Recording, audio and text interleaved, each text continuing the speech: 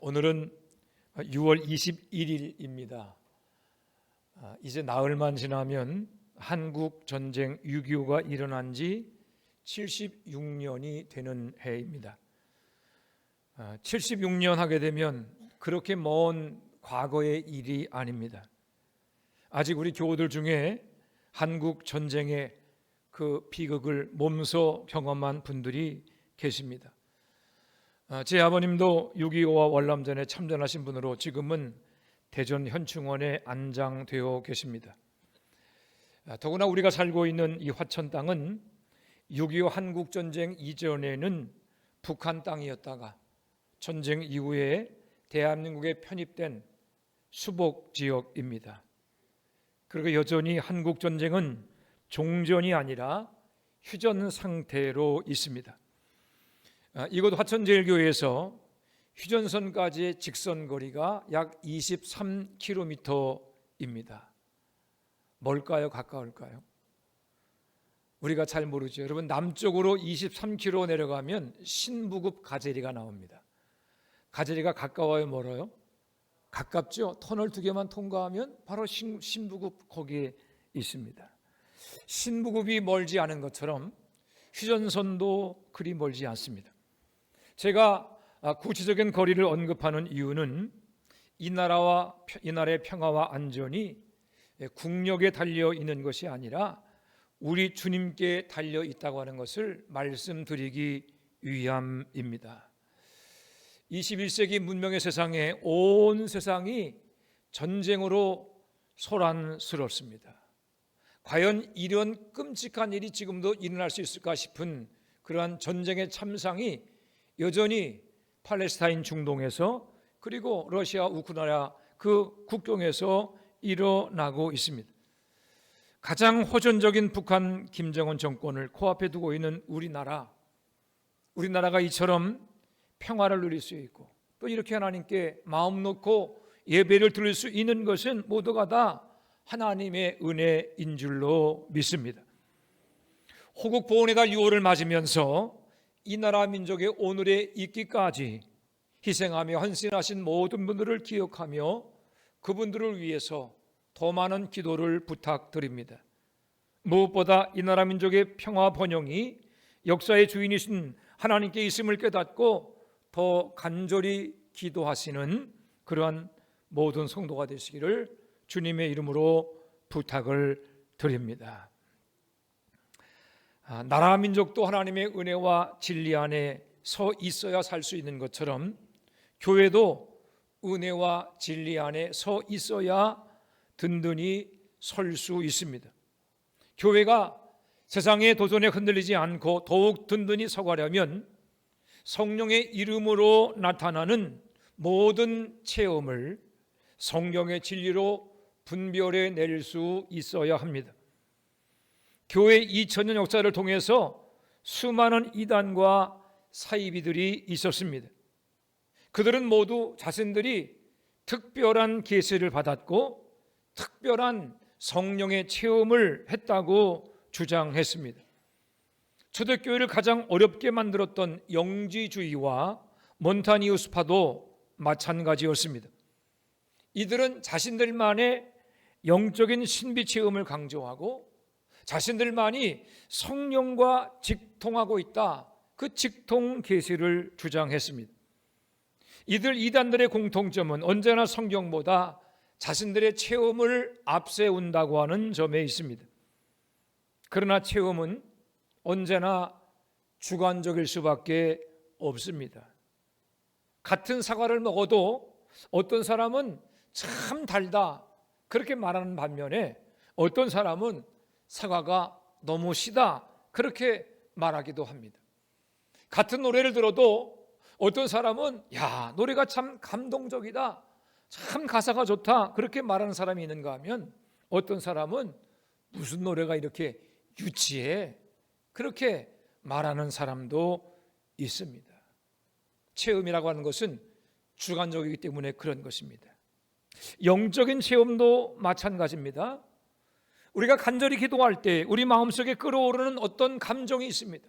간절히 기도할 때 흐르는 눈물도 있고 우리 머릿속에 떠오르는 생각, 그런 것들이 성령의 역사하심이다, 그렇게 느껴질 때가 있습니다.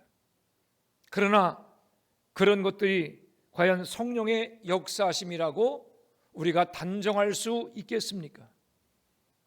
단정할 수 없습니다. 그 이유는 악한 마귀도 우리의 연약한 본성을 틈타서 얼마든지 유사한 영적 체험을 만들어낼 수 있기 때문입니다.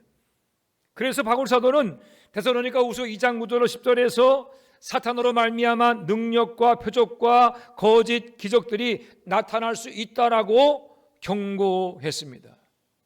악한 마귀가 역사에도 능력이 나타나고 표적이 나타나고 신비한 일들이 일어날 수 있다는 것입니다. 그래서 우리는 우리의 모든 영적인 체험을 반드시 성경이라고 하는 검증대를 통과함으로 확인할 수 있어야 할 것입니다. 우리가 암송하는 사도신경은 이단과 사이비들의 공격으로부터 교회와 신앙을 지키기 위해서 만들어진 것입니다. 다시 말하면 사도신경의 모든 고백은 성경의 엑기스와 같습니다. 사도신경은 성령에 대해서 이렇게 고백합니다. 나는 성령을 믿사오며, 이렇게 고백합니다.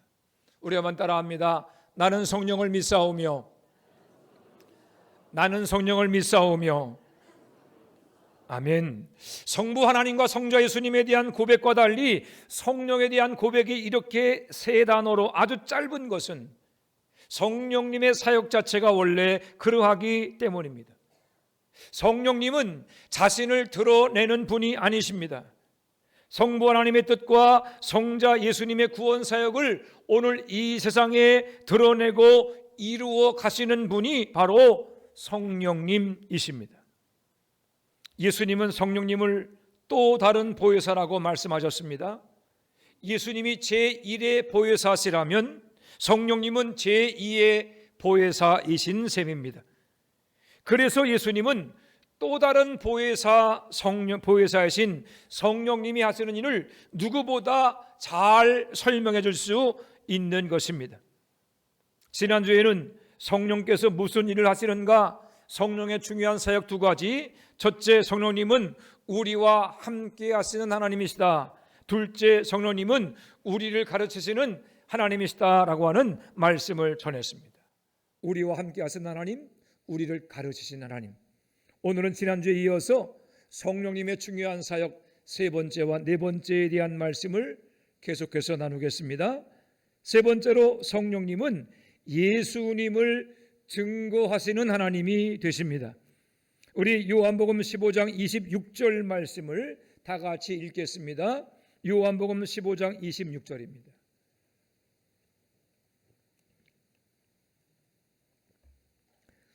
요한복음 15장 26절 함께 읽습니다. 시작.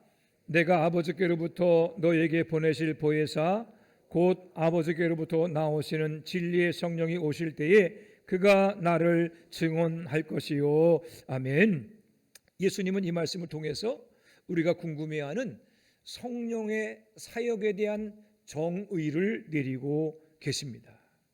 여러분께 한번 묻겠습니다. 여러분 지금 요한복음 15장 26절을 읽었는데 이 말씀에 의하게 되면 성령님은 내 안에서, 그리고 교회라고 하는 공동체 안에서 어떤 사역을 하시는 분이십니까? 어떤 사역을 하시죠? 진리의 성령이 오실 때에 어떻게 한다? 그가 나를 증언한다. 여러분 성경대로 답변하시면 되죠. 예수님 말씀하십니다. 진리의 성령이 오시면 무슨 일을 하신다? 그가 나를 증언할 것이다. 성령이 오시면 성령님은 나 예수를 증언할 것이다. 그렇게 예수님이 말씀하셨습니다.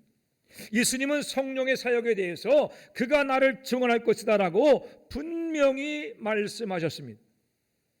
여기서 증언이라고 하는 헬러 마르티리오는 법정 용어입니다.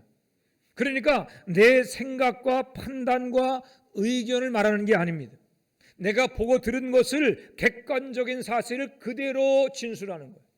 내 생각은 이렇습니다라고 하는 것이 아니라 내가 본 것, 내가 들은 것, 그리고 자기가 본 그대로 진술하는 것이 바로 증언입니다. 성령께서 예수님을 증언하신다고 하는 이 말씀은 성령이 오늘도 우리 가운데 하시는 사역에 대한 정의입니다. 성령님은 예수 그리스도의 인격과 사역을 증언하기 위해서 오셨습니다. 따라서 성령님은 성자 예수님을 높이시고 그분의 십자가 사역을 증언하십니다. 사도행전 2장을 보면 성령님의 사역이 예수님을 높이고 십자가 사역을 증언하신다고 하는 구체적인 뜻이 무엇인가를 잘 알 수 있습니다. 사도행전 2장에는 성령 강림 사건 이후에 일어난 일들의 기록이 나옵니다. 마가다락방에서 오순절날 성령 충만한 제자들이 성령의 말하게 하심을 따라서 각 나라의 말로 하나님이 행하신 큰 일을 말하게 되었습니다. 우리 성경에는 방언이라 기록되어 있지만 이것은 각 나라의 말 외국어입니다. 적어도 오순절을 지키기 위해서 12나라에서 왔던 유대인들이 그 나라의 말로, 미국 사람이면 미국 말로, 또 프랑스 사람이면 프랑스 말로, 스페인 사람이면 스페인 말로 하나님의 큰 일을 듣게 된 것입니다. 그러니까 마가다락방을 중심으로 해서 외국어로 하나님의 큰 일을 말하는 그런 소리를 듣고서 이 놀랍고 신기한 일을 보기 위해서 많은 사람들이 제자들의 주변에 몰려들게 되었습니다. 베드로 사도가 몰려든 사람들을 향해서 첫 번째 설교를 하는데 그 첫 번째 설교의 주제가 무엇입니까? 너희가 십자가에 못 박아 죽인 예수를 하나님이 다시 살려주셔서 주와 그리스도가 되게 하셨다. 우리가 이 일의 증인이다 라고 하는 것을 설교했습니다. 여러분, 이 설교는 성경에 기록된 사도들의 많은 설교 가운데 첫 번째 설교입니다. 그만큼 중요한 설교입니다. 여러분 보십시오. 성령 충만한 베드로가 무엇을 증언했습니까? 자신의 인생 이야기, 내가 어부였다가 예수님의 부르심을 받고 어떻게 사도가 되었는가, 자기의 살아온 인생 이야기나 아니면 자신의 체험에 대해서 증언한 것이 아닙니다. 예수 그리스도를 증언했습니다. 예수님의 대속의 죽음과 부활과 승천을 증언했습니다. 오순절날 성령 충만한 베드로의 첫 번째 설교는 지난 2000년간 주님의 몸된 교회 강단에서 선포되어진 모든 설교의 주제입니다. 이 설교는 오늘 우리가 읽은 본문 요한복음 15장 26절에 나온 예수님의 가르침과 일치합니다. 예수님 말씀했습니다. 진리의 성령이 오시면 그가 나를 증언할 것이다. 성령이 오면 예수 그리스도를 증언할 것이다. 여러분, 진리의 성령에 충만한 베드로가 성령의 가르침에 따라서 예수 그리스도를 높이고 예수님의 구원 사역을 선포했습니다. 곧이어 사도행전 3장에서는 성령 충만한 베드로와 요한이 성전 미문에 앉아 구걸하던 나면서부터 걷지 못하던 사람을 고쳐준 사건이 나옵니다. 베드로와 요한이 이 사람을 어떻게 고쳐주었습니까?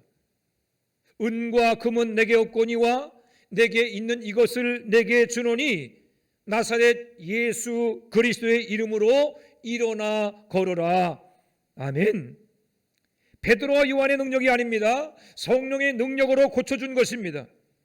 베드로는 성령의 능력으로 그 기적을 행했지만 그 능력의 결과로 영광을 받으신 것은 오직 예수 그리스도였습니다.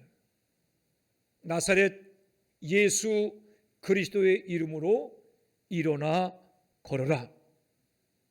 이 일로 인해서, 이 기적으로 인해서 예루살렘 성에 소동이 일어났습니다.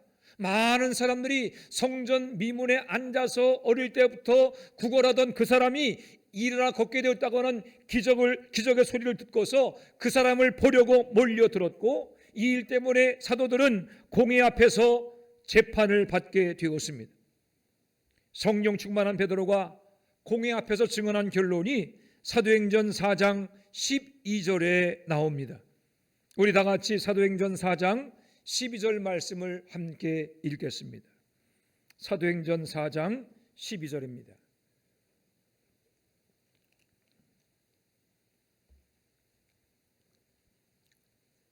함께 있습니다. 사도행전 4장 12절 읽습니다. 시작. 다른 이로서는 구원을 받을 수 없나니 천하 사람 중에 구원을 받을 만한 다른 이름을 우리에게 주신 일이 없음이라. 아멘. 다른 이로서는 구원을 받을 수 없나니 천하 사람 중에 구원받을 만한 다른 이름을 우리에게 주신 일이 없음이라. 아멘. 이 이름은 누구의 이름입니까? 예수 그리스도입니다. 사랑하는 여러분, 성령 충만한 제자들은 자신의 은사를 자랑하거나 내가 베푼 능력을 내세우지 않았습니다. 성령 충만한 제자들은 오직 예수 그리스도를 증언했습니다. 그들의 사역의 중심에는 언제나 예수 구원의 복음이 있었습니다. 사도들과 초대교회는 그들이 받은 은사와 기적과 능력과 놀라운 체험, 그 모든 것을 가지고 예수 그리스도를 자랑하고 그분을 높이며 그분을 증언했습니다. 여러분들 집에 가시게 되면 사도행전을 읽어보시면서 사도들과 초대교회가 성령의 능력으로 행한 그 많은 기적과 능력의 결과가 무엇이는가를 한번 주의 깊게 읽어 살펴보시기 바랍니다. 성령의 사역으로 인한 결과는 오직 예수 그리스도의 이름을 높이는 것입니다. 예수 구원의 복음을 전하는 것입니다. 사랑하는 성도 여러분, 예수님의 말씀과 사도행전에 나오는 사도들의 사역은 오늘의 교회가 영적인 현실을 점검하는 지표로 삼아야 할 중요한 기준입니다. 오늘날 교회 안에 성령 사역이 높임을 받고 있습니다. 성령의 사역이 높임받는 것은 좋은 일입니다.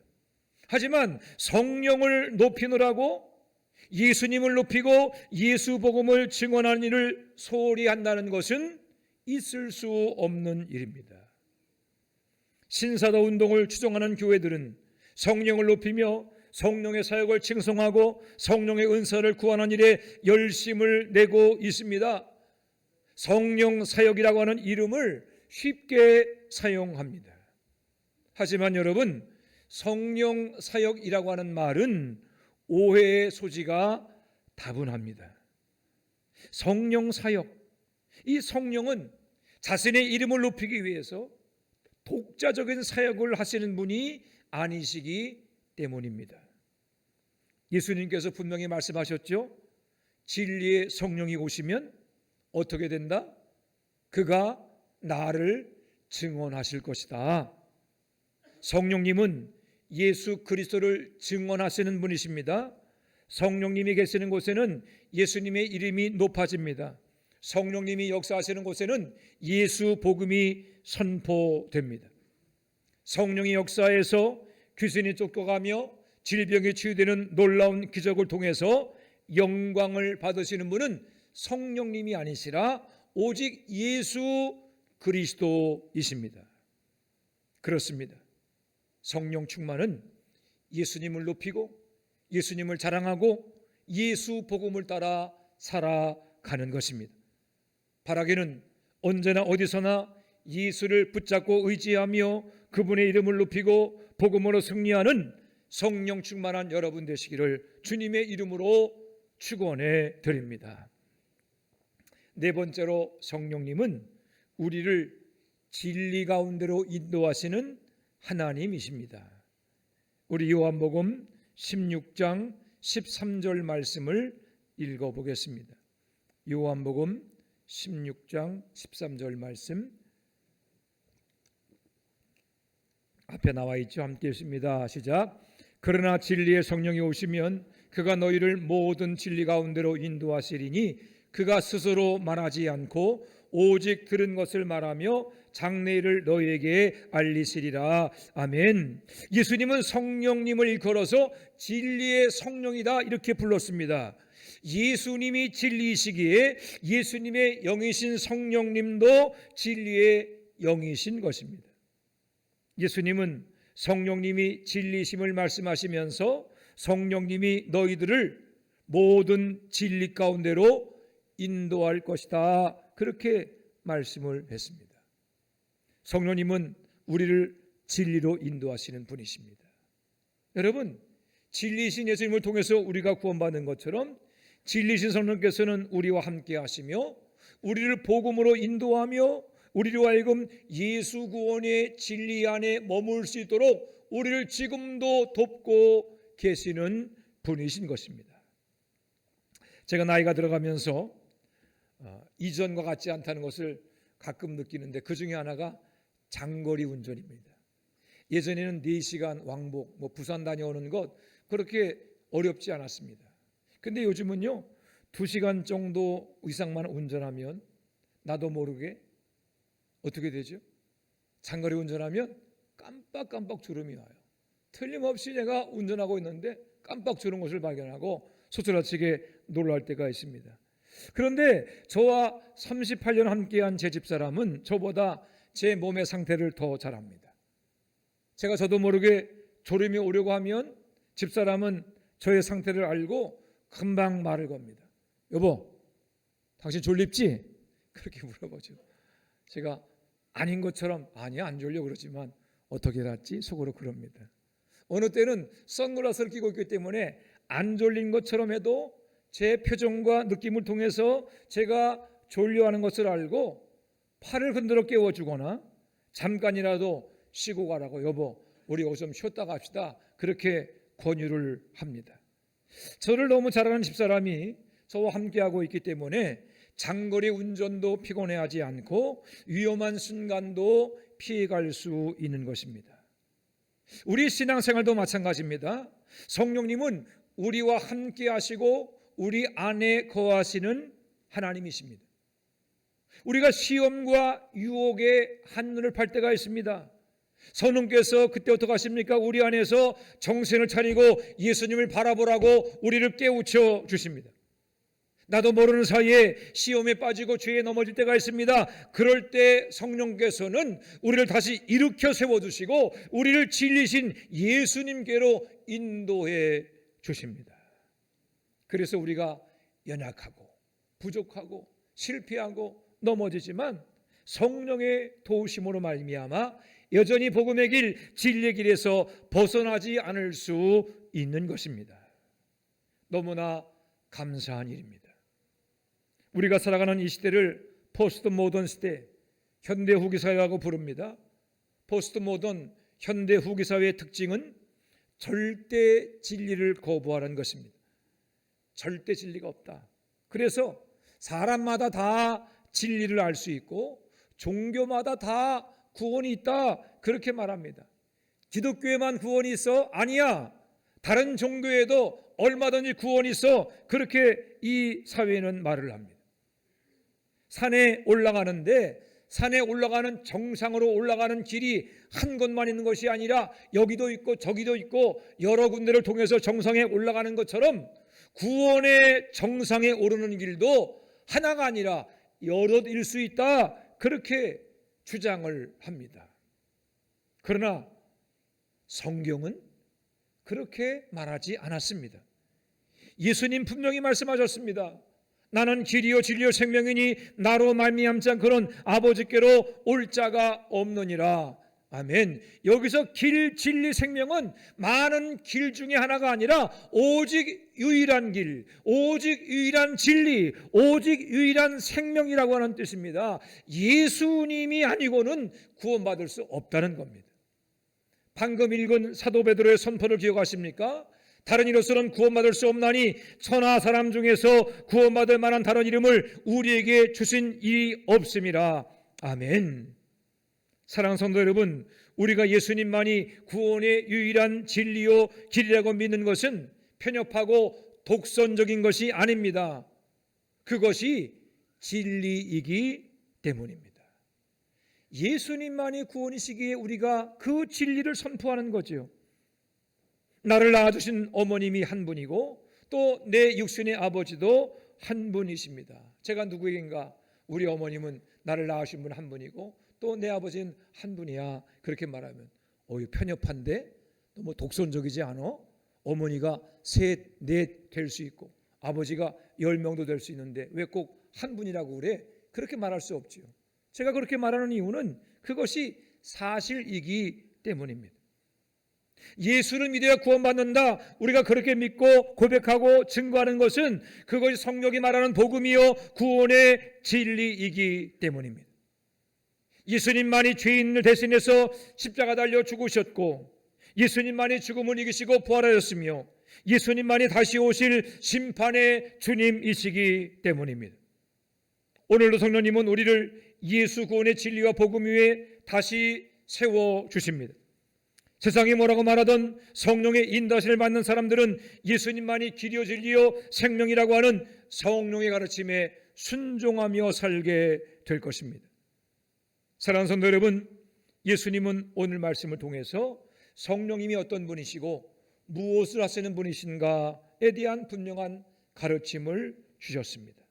성령님은 자신을 드러내는 분이 아니라 예수님을 증언하시는 하나님이십니다. 성령님은 자신의 모든 능력을 통해서 우리를 예수 구원의 진리로 인도해 주시는 하나님이십니다. 예수님 분명히 말씀하십니다. 진리의 성령이 오시면 그가 너희를 모든 진리 가운데로 인도하실 것이다. 이 말씀에서 예수님은 성령 충만의 정의가 무엇인가를 정리해 주십니다. 성령이 오시면 그가 너희를 예수 구원의 모든 진리 가운데로 인도하실 것이다. 성령 충만하면 우리는 더 깊이 예수님을 알게 됩니다. 성령 충만하면 우리는 더 많이 예수님을 사랑하게 됩니다. 성령 충만하면 우리는 더 열심히 주님을 섬기며 따를 수 있게 됩니다. 성령 충만하면 우리는 온전히 주님의 말씀에 순종할 수 있게 됩니다. 성령 충만하면 우리는 더 많이 예수님을 닮아가게 됩니다. 사랑하는 성도 여러분, 우리는 절대 진리를 거부하는 악한 시대를 살고 있습니다. 구원의 유일한 진리 되신 예수님을 믿고 순종하는 일이 점점 더 어렵게 될 것입니다. 세상은 예수님만이 구원의 길이라고 증언하는 우리를 향해서 독선적이고 편협하다고 맹렬하게 비난할 것입니다. 그러나 두려워하지 마시기 바랍니다. 진리의 성령께서 우리와 함께 하시고 우리 안에 거하고 계시기 때문입니다. 성령께서 우리를 붙들어 두시고, 성령께서 우리를 깨워 두시고, 성령께서 우리를 끝까지 예수 구원의 유일한 길로 인도해 주실 것입니다. 그러므로 날마다 성령을 의지하시기 바랍니다. 말씀을 붙들고 예수님을 높이시기 바랍니다. 그리고 언제나 어디서나 예수 그리스도의 증인으로 살아가시기 바랍니다. 그리함으로 우리 주님 오시는 날까지 예수 그 거룩한 이름을 높이고 자랑하고 증언하는 화천제일교회 모든 성도가 되시기를 주님의 이름으로 축원해 드립니다. 기도하겠습니다. 하나님 아버지, 은혜와 사랑을 감사합니다. 진리의 성령을 우리 가운데 보내주셔서 우리와 함께하게 하시며 우리 안에 거하게 하시며 또한 아버지 하나님이 우리와 동행케 하심을 인하여 감사를 드립니다. 성령을 통하여 우리를 예수 그리스도께로 날마다 인도해 주시고 우리가 넘어지고 쓰러질 때 일으켜 세워주시며 구원의 한 길로만 가게 하심을 인하여 감사드립니다. 아버지 하나님, 저희들 성령 충만하게 하시고 언제나 예수님의 이름을 높이고 우리의 삶으로 우리의 말로 예수 그리스도를 증언하는 증인으로 살게 하여 주시옵소서. 또한 성령의 인도하심을 따라 세상의 거짓과 미혹을 분별하게 하시며 어떤 상황 가운데서도 예수님만이 길이요 진리요 생명이심을 굳게 붙들고 순종하며 살아가게 하여 주옵소서. 힘들고 어려울 때, 괴로울 때 하나님 세상 바라보거나 사람을 찾지 않게 하시고 우리 안에 임재하셔서 역사하시는 성령의 음성에 귀를 기울이게 하시고 말씀을 통해 위로를 받고 힘을 얻게 하시며 마침내 성령의 도우심으로 끝내 승리하는 하나님의 자녀로 살게 하여 주옵소서. 감사드리며 예수님의 이름으로 기도해 싸움나이다. 아멘.